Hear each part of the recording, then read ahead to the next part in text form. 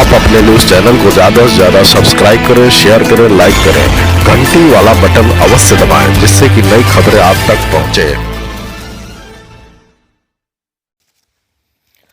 Lucknow eco garden धरना स्थल पर भारतीय गोरखा सेवा समाज उत्तर प्रदेश के तत्वाधान में धरना दिया गया। अध्यक्ष बीपी थापा, महामंत्री जीवेश उपाध्याय ने अपने संयुक्त विज्ञप्ति में सरकार से मांग की आगामी 2022 विधानसभा चुनाव के पूर्व ही प्रदेशवासी 10 लाख भारतीय गोरखा समुदाय को राज्य के अन्य पिछड़ा वर्ग ओबीसी की सूची में सम्मिलित किया जाए। संबंधित आदेश जारी कर देश की आजादी में मर मिटने वाले गोरखा कौम को न्याय दिलाने की बात कही। शांतिपूर्ण ढंग से धरना में प्रदेश के विभिन्न संगठनों के प्रतिनिधिगण भी मौजूद रहे। डीबी थापा, दुर्गेश जिला अध्यक्ष, उमा थापा जिला सचिव, शेर बहादुर राणा, रवि थापा, रवि विश्वकर्मा, श्रीमती बबली सिंह, सोनभद्र, रेशम बहादुर, तेलीबाग से मनोज थापा, राजेश थापा, कविता थापा, चंदन सिंह थापा, सीतापुर से जंग बहादुर छेत्री, बरेली से विष्णुवीर थापा, सीबी गुरुंग, रन बहादुर गुरुंग, खेम बहादुर थापा, बसंत बहादुर मल्ल आदि हजारों की संख्या में गोरखा समाज उपस्थित रहा। भारत रक्षा दल ट्रस्ट के श्रीनिवास राय, संस्थापक, ने भी गोरखा संगठन को समर्थन दिया। लखनऊ से अशोक कुमार, एस न्यूज 24 की खबर।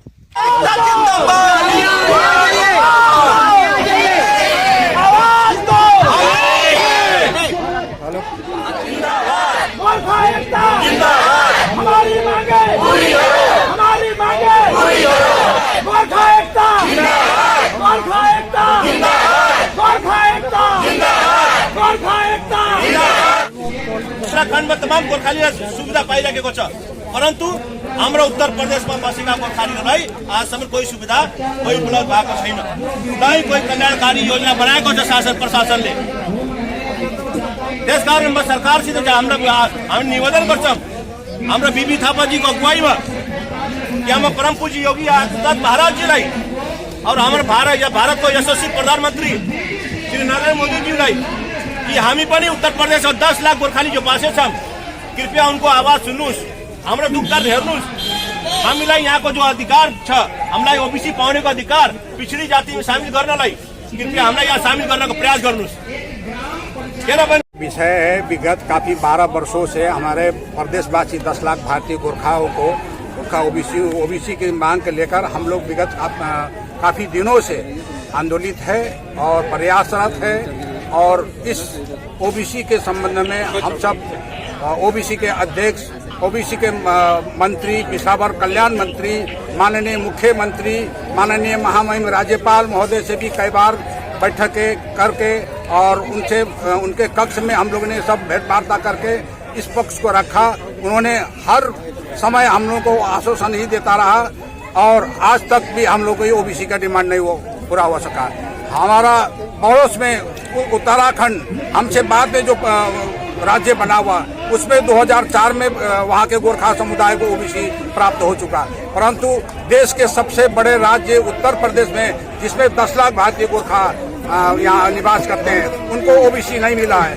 हमारे कौम एकदम पिछड़ा हुआ है। हमारे कौम जो अल्प आय वर्ग के कौम है, अल्पसंख्यक है। इस अल्पसंख्यक कौम को राज्य पिछड़ा वर्ग, जो उनका उद्देश्य है कि राज्य में पिछड़े हुए संवर्ग को ऊपर उठाने का उनका जो लक्ष्य है प्रदेश सरकार का, उस लक्ष्य के अंतर्गत हम लोग को जो उच्च उठाने का जो प्रयास होना चाहिए ओबीसी के माध्यम से, वो नहीं हुआ है। इसीलिए हम लोगों ने ये ओबीसी का डिमांड किया है और इसको 10 लाख भारतीय गोरखा समुदाय को ओबीसी शीघ्र से शीघ्र दे।